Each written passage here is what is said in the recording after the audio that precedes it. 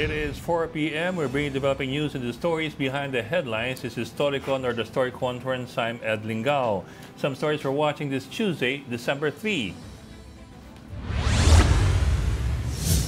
Executive Secretary Lucas Belsamin says President Marcos has nothing to do with the impeachment case filed against VP Sara Duterte.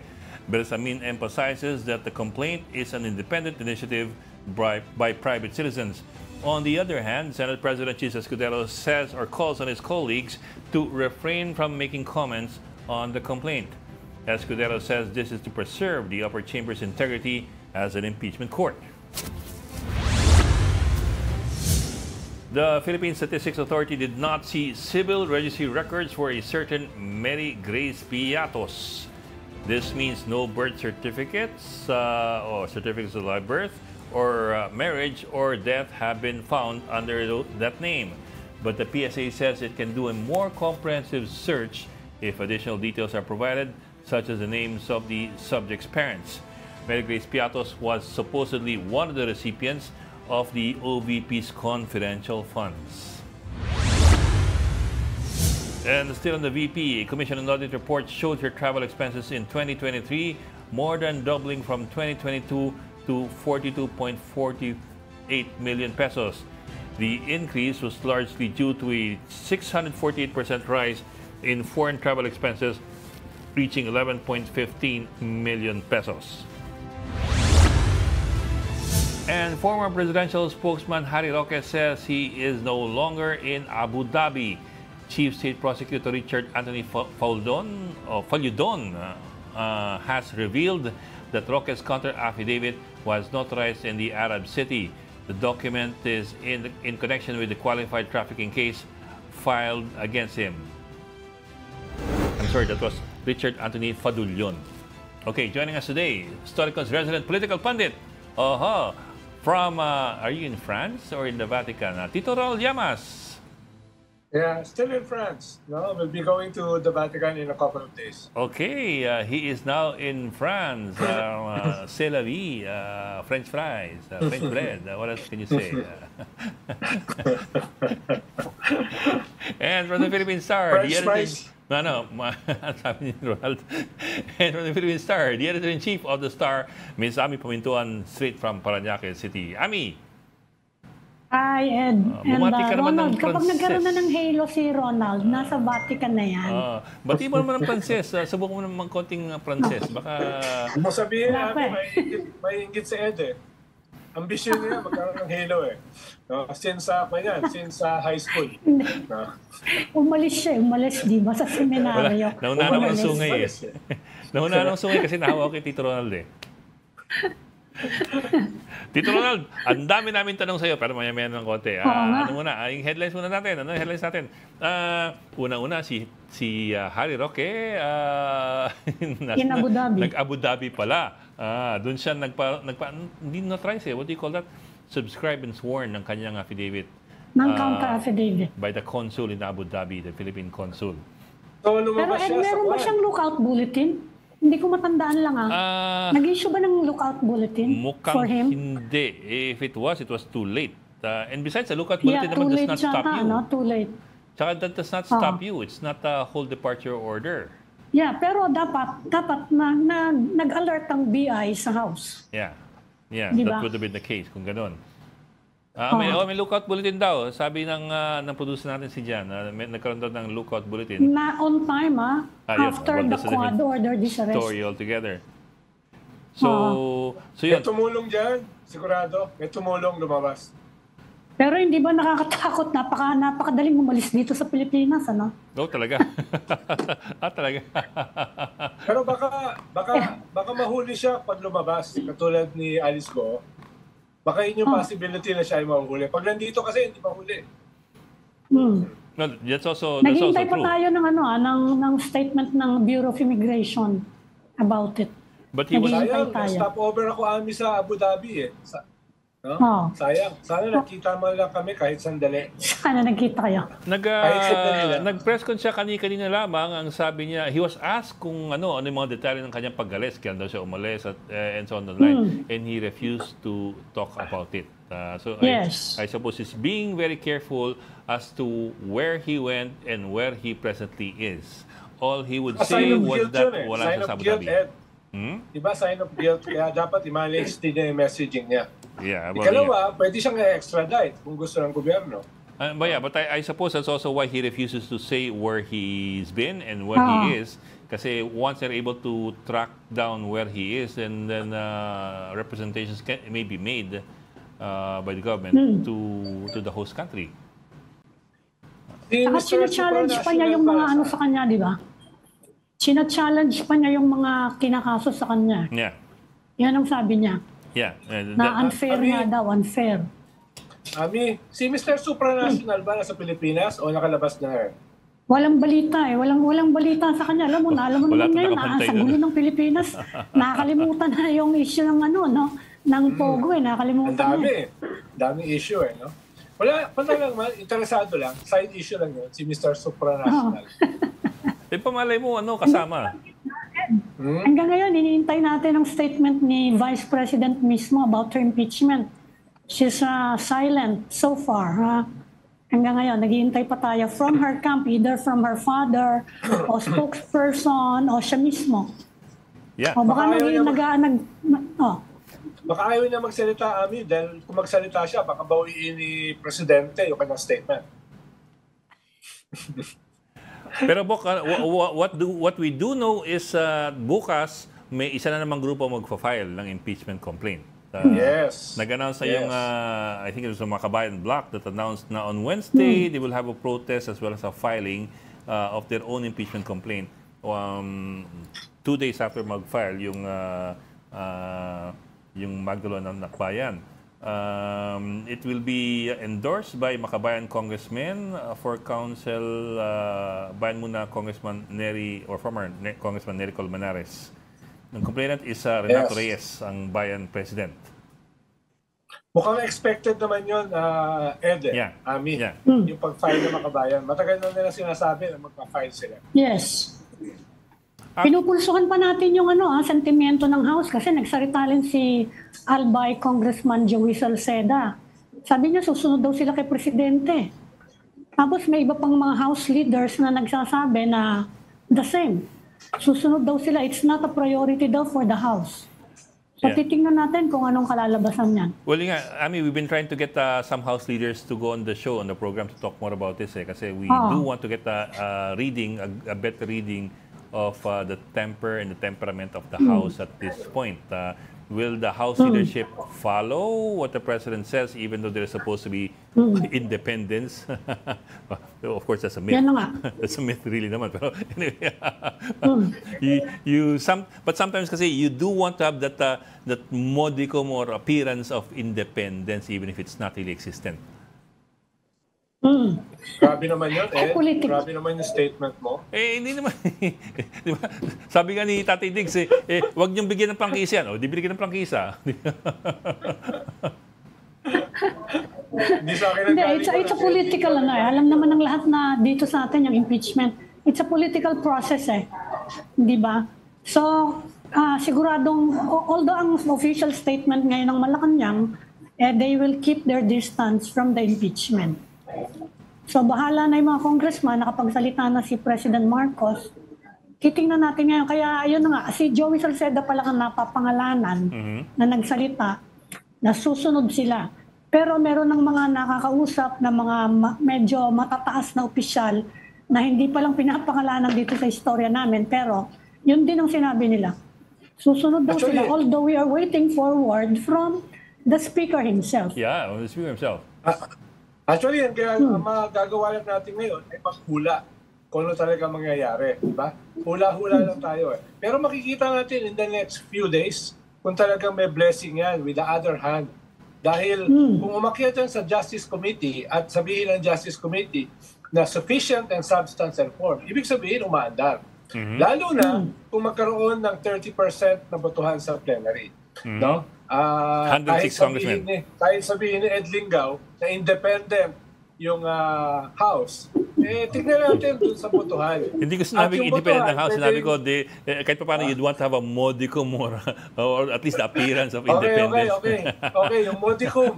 Kung may modicum of independence, pero nagkabotohan ng 30%, di ibig sabihin, may kaunting blessing yan. So, malalaman natin, in the next few days, not in next month, but next few days, malalaman natin. Teka, Tito Ronald, Tapos, total nandiyan ka na rin, Tito Ronald. Sige, susundutin na kita dyan. Alam ko, you're halfway around the world, pero knowing you, yung tenga mo at yung daliri mo nakasuksok sa kung kani-kanino mga tenga. Anong aasahan natin na mangyayari? What from your reading, from your political reading, what appears to be happening right now and what may be happening in the next few days? Well, i-consolidate yung ipa-file ng akbayan tsaka ng bayan ng mga Makabayan Block. I-consolidate siya. No? Hindi pwede kasing hiwalay. Dapat isa lang. Yung dalawa. Yun yung mangyayari. Pagka-consolidate, akyat dapat yan sa Justice Committee para makita kung sufficient in form and then in substance and form, no? Pero pwedeng i-fast track yun eh. Kung makakakuha ang mga nag-file ng impeachment ng 30%, even bago matapos yung processing sa Justice Committee, then akyat na yun sa Senado. Parang nangyari kay No? Villar. So pwedeng yung usual track, tapusin muna yung Justice Committee, tapos mag-plenary para magbotohan. Pero merong possibility na i-fast track during the Justice Committee process. No? Kaya makikita natin in a few days eh. At kung mangyari yan, baka yung iyong modicum, baka pati yung modicum mo, Ed, may wala. Talaga? Teka. Tito Ronald, you're telling us the process eh. What I'm trying to get from you is not the process. What I'm trying to get from you is your projection. Ikaw, wina 1, 2, 3 mo ako eh. Diretso mo na. Ano tama, Abi, na changing the topic to tick? Pinapaliwanag mo sa akin proseso. Gumagawa ko ng mga explainer eh. Alam mo yan. Ano yung projection ko? Talaga, wina 1, 2, 3 mo ako eh. Pero Ronald, hindi ba medyo mahirap yan? Alam naman natin yung alam naman natin yung basihan ng impeachment, yung articles of impeachment. Sinundan natin yan over the past few weeks. Medyo malakas yung kaso, di ba? Medyo mahihirapan yata ang House na sabihin na insufficient in form and substance. Lahat ng mga sumusunod doon sa mga pangyayari in the past weeks, magtataka naman yan kung biglang itapon niya ng House, di ba? Di ba medyo mahirap gawin yon? Kaya may mga nagsasalita na rin actually doon sa supermajority, sinasabi nila, hindi naman daw discretionary ang trabaho nilang yan. It's a constitutional duty to act on the complaint. At kailangan maging credible yung action nila on a credible complaint, hindi ba? Kaya medyo mahirap siya. Tama si Ami. Sabi nga ni Ami kanina, this is a political process, not just a legal process. No? At ikalawa, may mga lumabas ng indications. Halimbawa, last week, naglabas ng statement ang House na duty-bound sila na i-process ang isang impeachment complaint pag may nag-file. No? Ibig sabihin na hindi naman na sila sabing dumalabag sila sa presidente. Ang sinasabi lang nila ay kasama sa mandate nila na harapin ang any impeachment complaint. At kahapon, nagpatawag ng attendance check yung speaker no sa flag raising nila at nagpa-breakfast. Ibig sabihin, nagko-consolidate yung speaker for something. Tapos sa press con ng mga young guns kahapon, ang sabi nila, ayaw nila sagutin yung mga tanong tungkol sa impeachment. Sabi lang nila, we will have a very colorful week. Whatever yung ibig sabihin ng colorful week, makikita natin in the next few days. No? At ikatlo, tungkol sa tanong ni Ed Lingao, tingin ko ay bagamat uphill dahil nga kulang sa oras at may ganung statement ang presidente. At tingin ko dahil may nag-file, tingin ko ay may possibility na ma-impeach.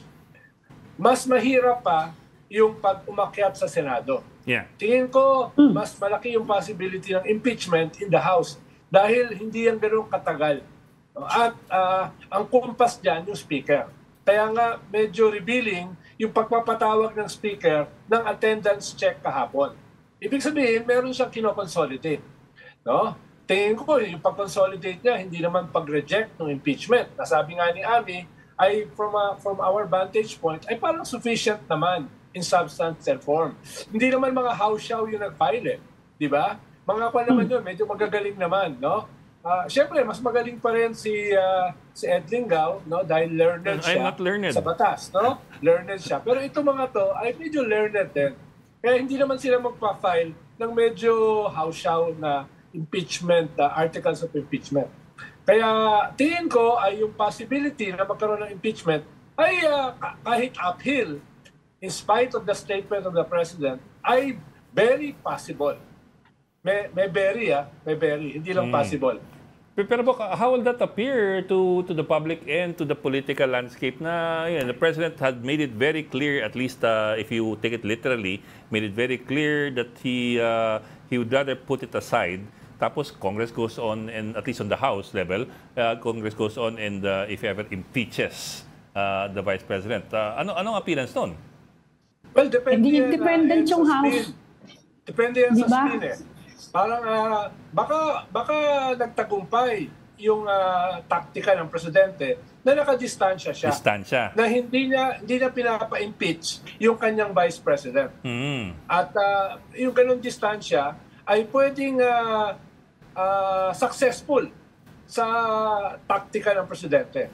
Tapos yung pagpatuloy ng process sa House, pwede niya sabihin ay, yan, mandate na yan ng House. Nagsalita na ako, so hindi ako ang responsable diyan sa impeachment na yan. Pwede siyang maghugas kamay. Kasi, pwede nga, depende sa spin, pwedeng palabasin na, healthy ang ating political system. No? Nagsalita ang presidente, pero tinuloy ng House dahil mandate nila yan. Tapos pwedeng sabihin ng presidente, hindi ako nagpa-impeach sa vice president. Wala akong kinalaman dyan. No?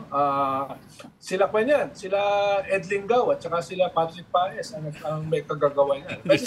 Pwedeng sabihin niya, depende sa spin, no? Pero wala akong... Yun ang sinabi ng Malacanang ngayon. Yun ang sinabi ng Malacanang ngayon, si ES Bersamin. Yes. Na hands off sila sa impeachment. Yes. So ang Consistent kalalabasan yun. niyan, ang lalabas sa House ay they are actually independent, or yun na nga yung sinasabi ngayon ng mga congressman, it's our duty. Hindi sa amin, hindi discretion. Hindi discretionary itong ginagawa namin. We are required to act on the impeachment. Di ba? Pero although they are required to undergo the process, but they are not required to They will vote on it. to vote to cast their vote either way. I mean, they can just cast a 30% no. lang yung kailangan mo 30% lang. 30%, yeah. 100 lang yun. Pwedeng si Joey Salceda ay wala dun sa 30%. No? Nandun siya sa 2/3. No? 2/3 ba yun? Ano bang 2/3? Two-thirds, yeah, 2/3. So, nandun siya sa 2/3. Kaya hindi naman nakakabigla yun. Mas maraming kongresista ang hindi boboto sa impeachment. No? Lalo na yung mga kongresista na sinesecure yung kanilang electoral bid sa 2025.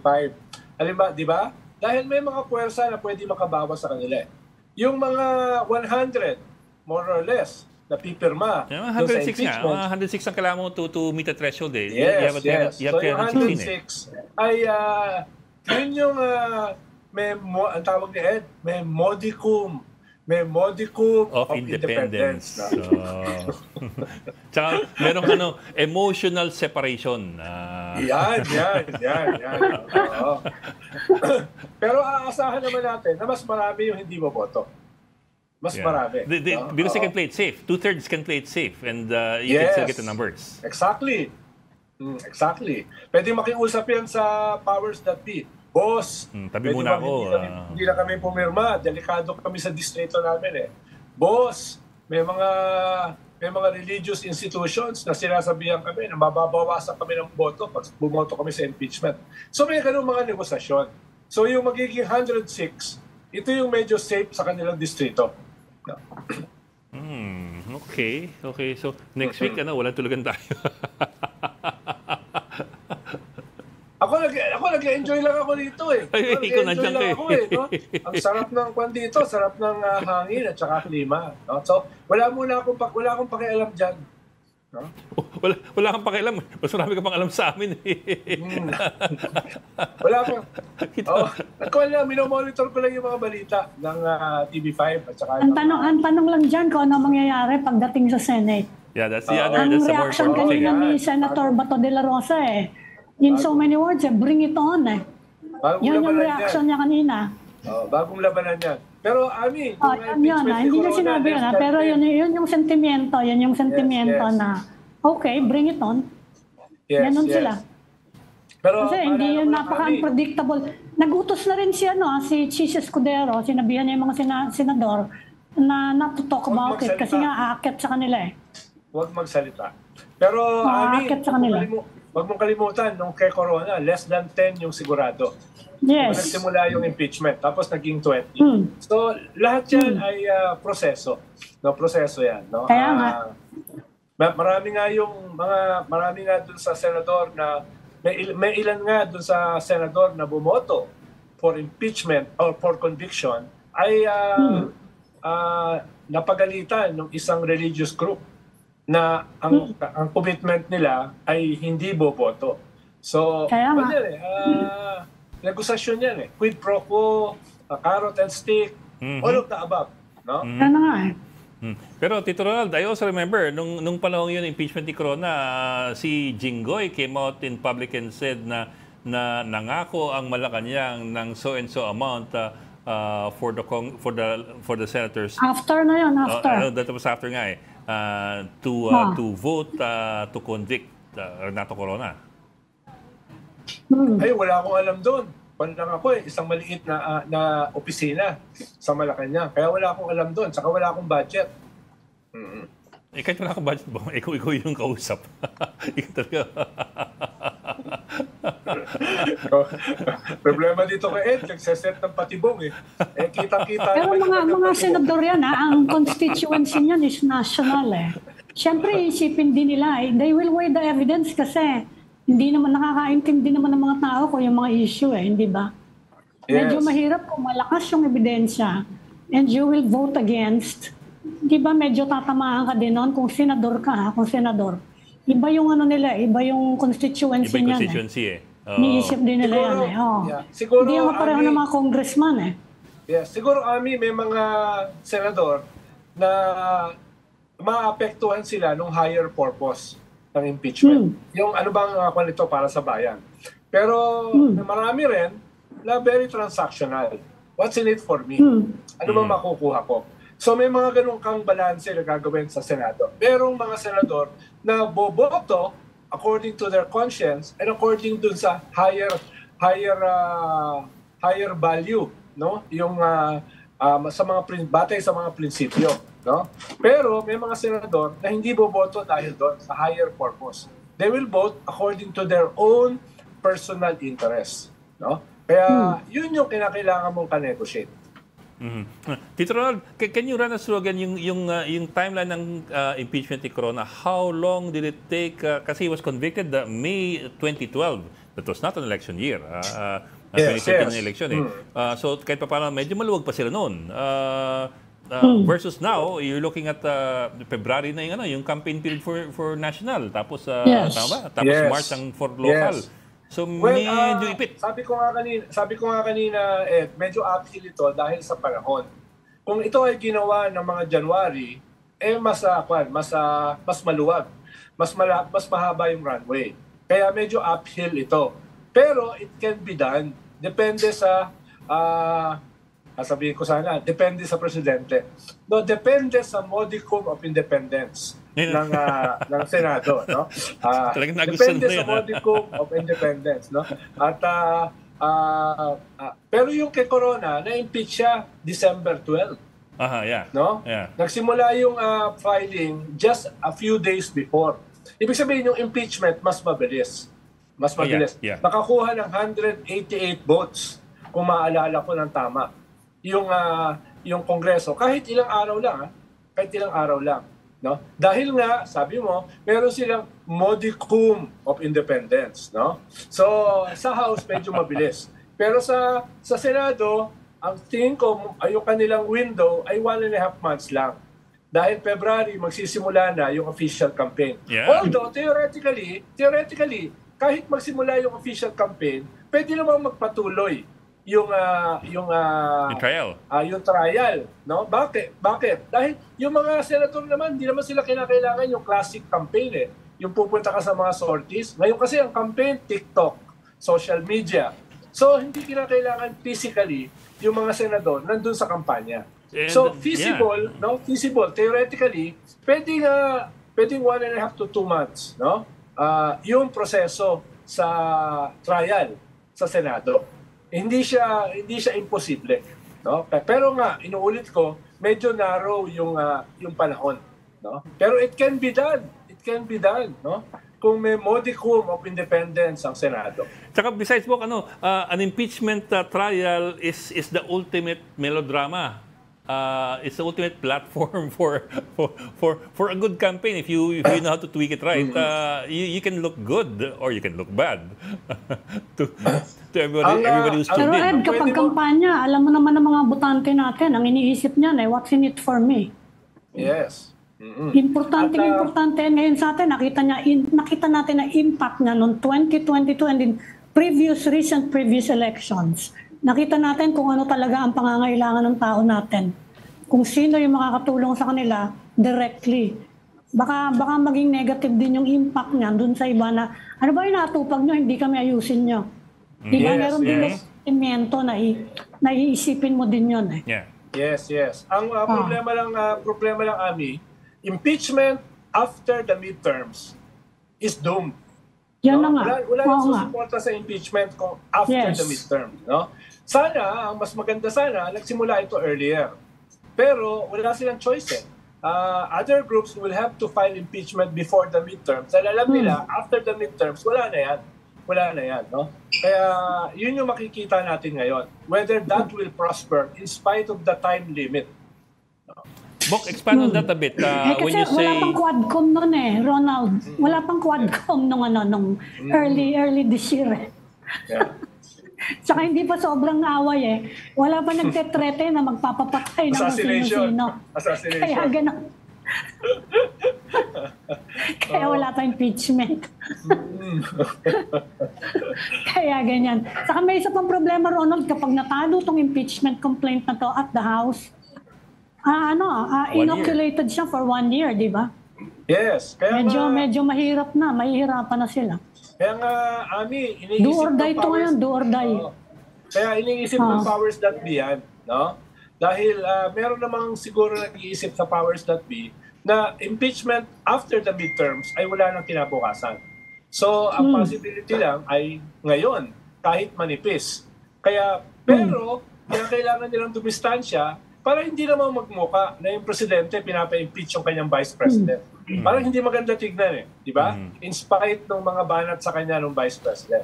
Kaya posible na may ganong klaseng framework. Pwede may ganong klaseng framework. Hindi ko sinasabing meron ganon, no? Kaya nga makikita natin in the next few days, araw na lang, kung ito ay magpo-prosper. After i-consolidate yung articles of impeachment ng Makabayan Bloc at saka ng Akbayan plus. So makikita natin na in just a few days. Tito Ronald, Yung pagdidistansya, Ronald, may isang problema yung pagdidistansya ng Malacanang Alam ko sasabihin ng Duterte camp Kaya nyo ako gustong tanggalin, sasabihin ni BP, gusto nyo ipalit sa akin yung tao ni President Marcos. Siya mamimili. Yan ang isang problema nila sa pagdidistansya nila. Yes. So, iniintay natin. I think that will be part of the reaction of the VP if she finally speaks about it. Yes. Tanggap naman. Kasi matagal niya sinasabi yun Gusto nila akong tanggalin kasi gusto nila akong palitan ng tao nila. Yes. Kaya isang aspeto nito, Ami, ay labanan sa communication. Sino ba mas magaling sa communication? Sino ba mas magaling sa spin? No? Ikalawa, ay hindi pa natin napag-uusapan. May mga gagalaw na forces.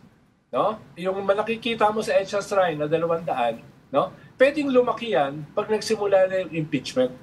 No? Dahil may mga naghihintay in the margins na mga mas malalaking puwersa na nagte-threaten na kumilos pag nagsimula yung impeachment. Ang balak nila ay EDSA 4. No? Ganong klaseng scale.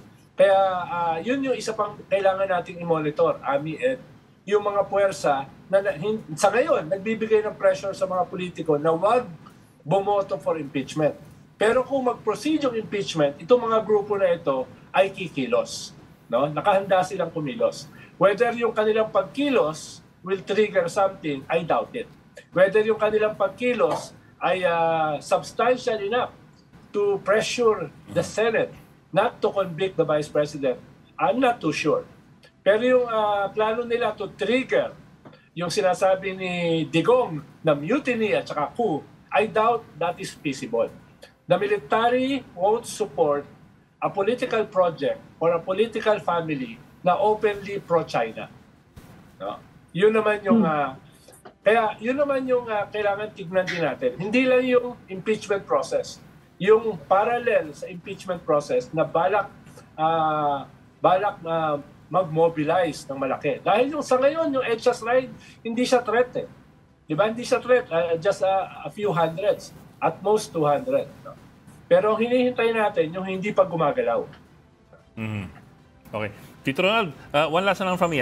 I'm reading now Article 11, Section 2.4 of the Constitution. I'll be just a little bit malicious lang, looking at possibilities and probabilities here. Kasi you keep saying na mag-abang kayo in the next few days para may malaking mangyayari. So by that, I take it to mean na mukhang may bigla ang shortcut o may bigla ang lagaboom eh. Yung Article 11, Section 3.4 is in case of a verified complaint or resolution filed by at least 1/3 of the members of the House, it already constitutes the articles of impeachment and trial by the Senate shall forthwith proceed. It's a shortcut. Hindi ka na dadaan ng Justice Committee, hindi ka na magbobotohan sa Justice at hindi ka na mag-plenary parang ang ginawa ni Villar. Nakuha siya ng 1/3 na pirma, shock na kagad. May ganun bang nangyayari ngayon na pag-iipon ng ganun na mga pirma?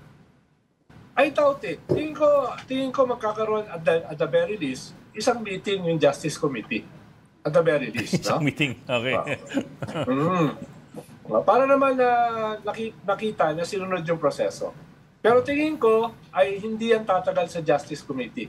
Kung tatagal yan sa Justice Committee, ibig sabihin ay talagang sarado yung impeachment. Hindi lang sa Malacanang, kundi sa House.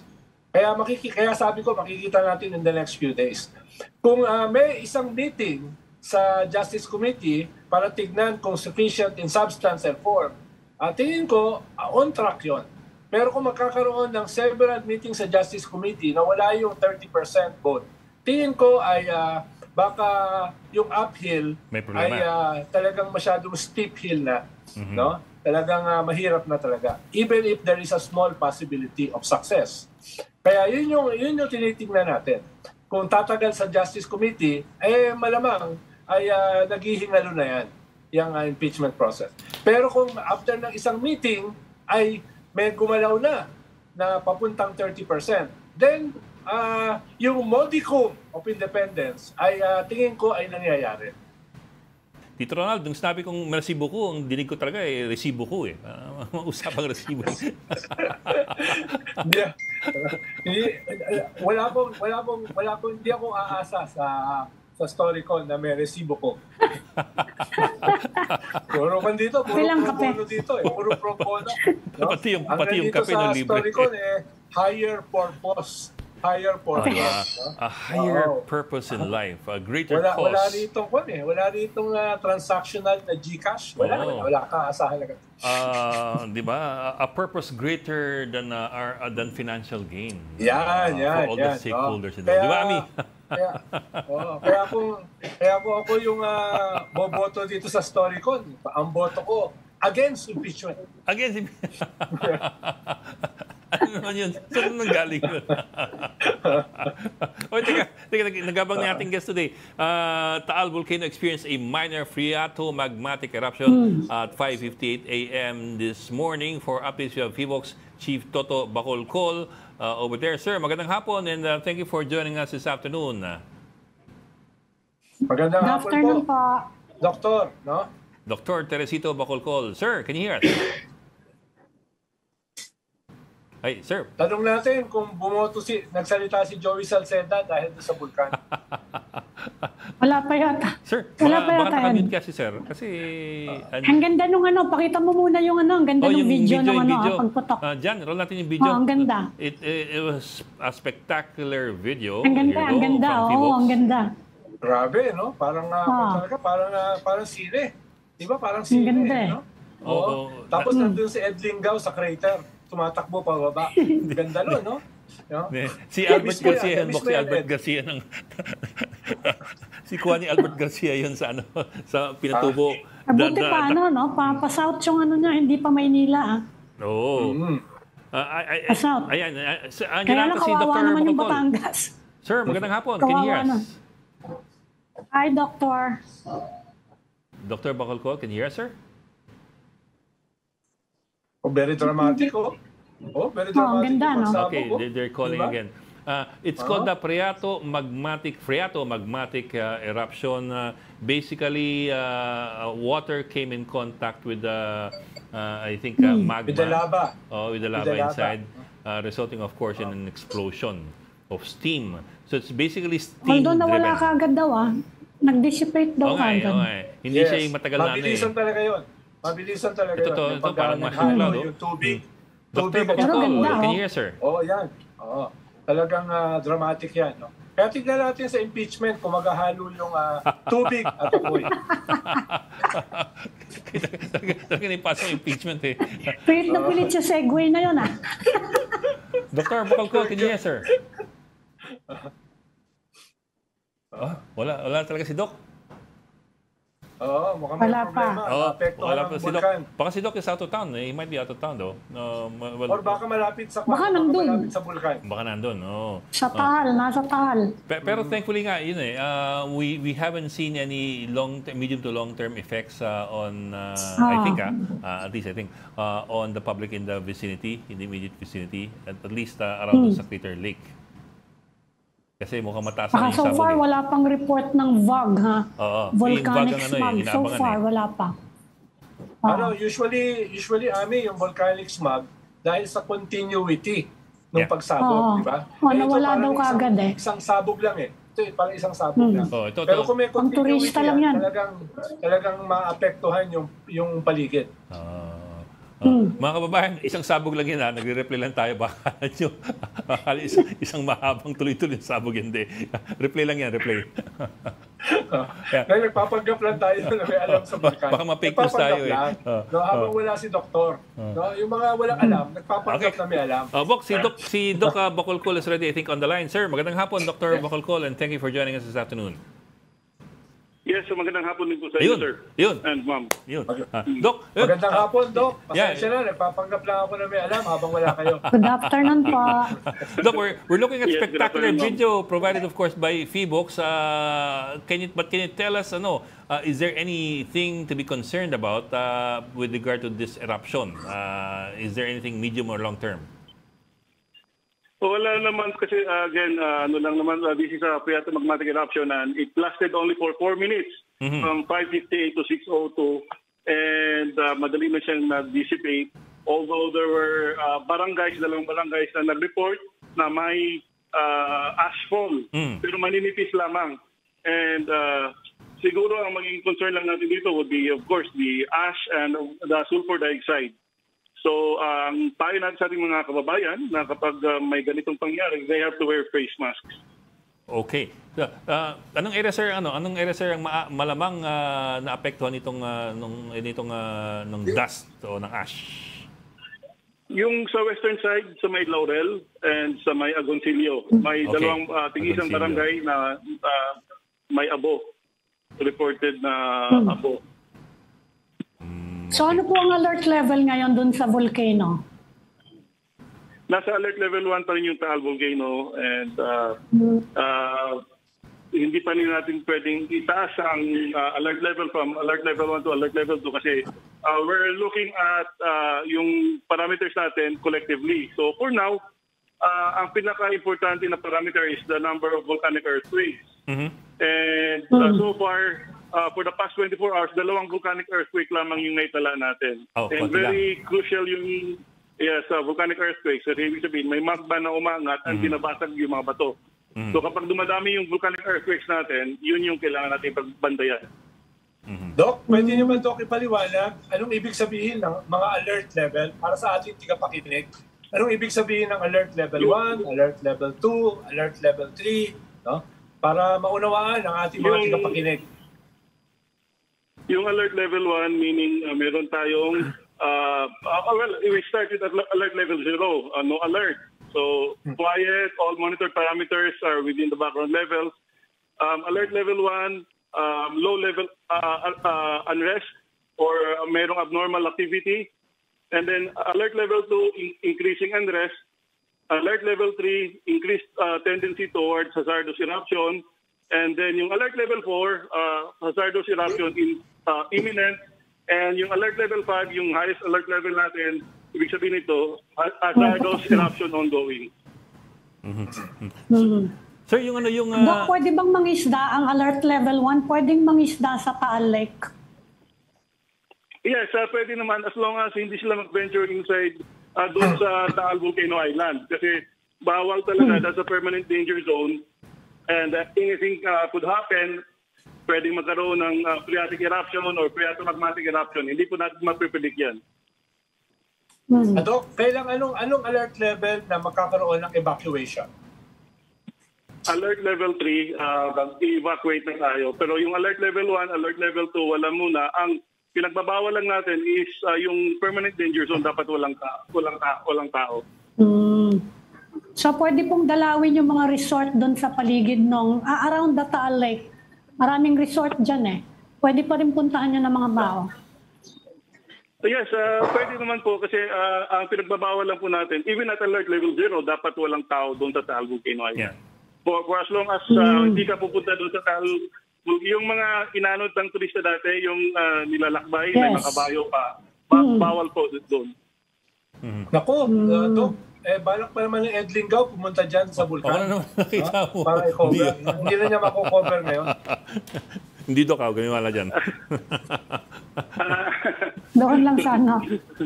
Doc, itong sulfur dioxide volume, how does it factor in? Pag mas malaki ba ang volume ng sulfur dioxide, it's